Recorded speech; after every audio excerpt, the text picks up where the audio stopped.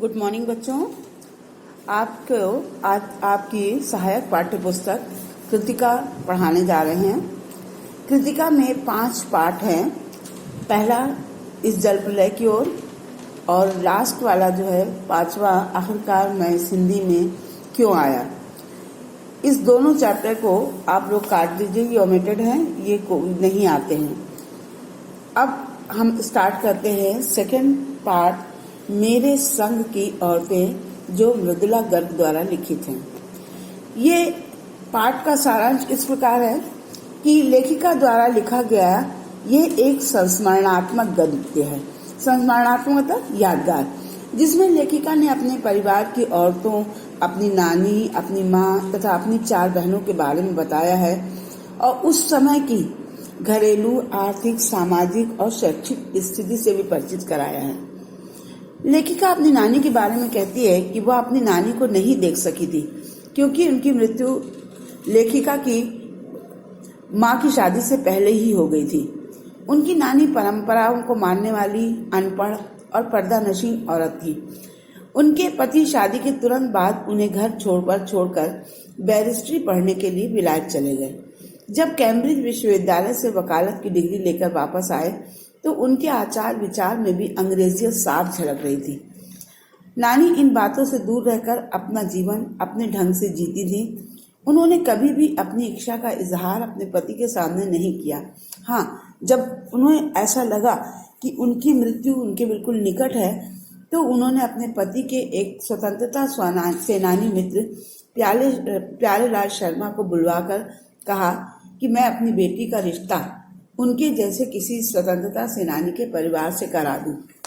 उनकी इच्छानुसार लेखिका की मां का विवाह आजादी के आंदोलन में भाग लेने वाले एक होनहार लड़के से किया गया।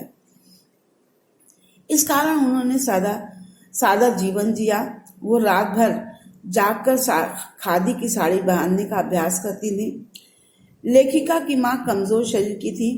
वे घर में किताबें पढ़ती थी, साहित्य चर्चा करती थी, संगीत सुनती थी और कभी झूठ नहीं बोलती थी और एक दूसरे लोगों की गोपनीय बात अपने तक ही सीमित रखती थी। इस कारण उनका घर और बाहर दोनों की जगह मान सम्मान था।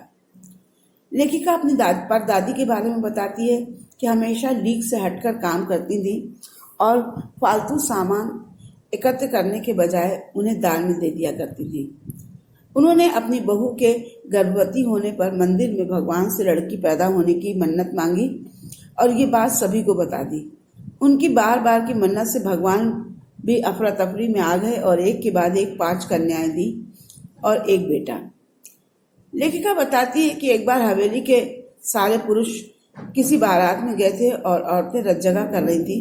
तभी एक चोर उसी कमरे में घुस आया जिसमें परदादी सो रही थी। कुछ आहट होते ही परदादी की आंख खुल गई। चोर डर गया। तभी परदादी ने चोर से पानी लाने को कहा और पानी लाते समय चोर को पकड़ लिया और उन्होंने पानी पी करके आधा पानी चोर को पिलाया और उसे बेटा मानते हुए चोरी छोड़ करके खेती करने की नेक सलाह दी। उनकी सलाह मान करके चोर ने चोरी करना छोड़ दिया और खेती करने लगा। लेखिका कहती है कि 15 अगस्त 1947 को जब देश में आज़ादी का जश्न मनाया जा रहा था तब उसे टाइफाइड बुखार था। डॉक्टर की सलाह के कारण वो बाहर न जा सकी। तब उसके पिता ने उसे ब्रदर्स कारामजो नामक उपन्यास दिया जिसके कई अंशों को लेखिका ने बार बार पढ़ा। लेखिका अपनी नानी, दादी, परदादी, माँ के बारे में बताने के बाद अपनी बहनों के बारे में कहती है कि उनकी सबसे बड़ी बहन थी मंजू, जिसे घर में रानी कहते थे। शादी के बाद से उन्होंने मंजूर भगत नाम से लिखना शुरू कर दिया। दूसरे नंबर की बहन शादी के बाद उन्होंने मृदुला गर्ग के नाम से लिखना शुरू कर दिया। इसके बाद उनकी 2 बहनें रेणु और चित्रा भी लेखन के क्षेत्र में आ गई, लेखन के क्षेत्र से बची रही। उनकी सबसे छोटी बहन अचला नागर को आपने पढ़ा होगा, अंग्रेजी में लिखने लगी और छोटा भाई राजीव हिंदी में लिखने लगा। उनकी तीसरी बहन रेणु बीए नहीं करना चाहती थी, लेकिन पिताजी और घर वालों का मन रखने के लिए उसने किसी तरह से बहुत कम बीए कर लिया। उसकी बहन रेणु स्वयं कम, दूसरों को ज़्यादा पढ़ाती थी। उसके अपने अंक कम और उससे पढ़ने वालों के अंक अधिक आते थे और वो दृढ़ निश्चयी थी। उसने अपनी पसंद के लड़के से ही शादी की और सबसे छोटी बहन अचला ने पत्रकारिता में प्रवेश किया और पिताजी की पसंद से शादी कर ली। बाद में वो भी लेखन कार्य में संलग्न हो गई। विवाह के बाद लेखिका को बिहार के डालमिया नगर जैसे पिछड़े स्थान पर रहना पड़ा। यहाँ सिनेमा देखते समय, पिक्चर देखते समय पति पत्नी अलग अलग बैठते थे। उन्होंने वहाँ मर्दों और औरतों को एक साथ नाटक करने के लिए राजी कर लिया और नाटकों से अकाल राहत कोष के लिए धन एकत्र किया। इसके बाद लेखिका कर्नाटक के बागलकोट में रही। वहाँ उन्होंने कैथोलिक बिशप से स्कूल खोलने की प्रार्थना की, जिसे उन्होंने अनसुना कर दिया। बाद में अनेक लोगों की मदद से उन्होंने अंग्रेजी, कन्नड़, हिंदी सिखाने वाला स्कूल खोला तथा स्कूल को कर्नाटक सरकार से मान्यता भी दिलवाई। लेखिका सोचती थी कि शहर में अकेले मंजिल की ओर बढ़ते जाने का मजा कुछ और ही है।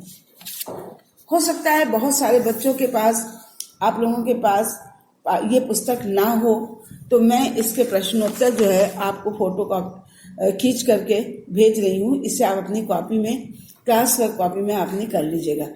आप लोग कोई भी रिस्पांस नहीं कर रहे हैं कि पढ़ाया हुआ समझ में आ रहा है, नहीं आ रहा है या कहीं कोई कठिनाई हो रही है, कृपया आप सूचित करें।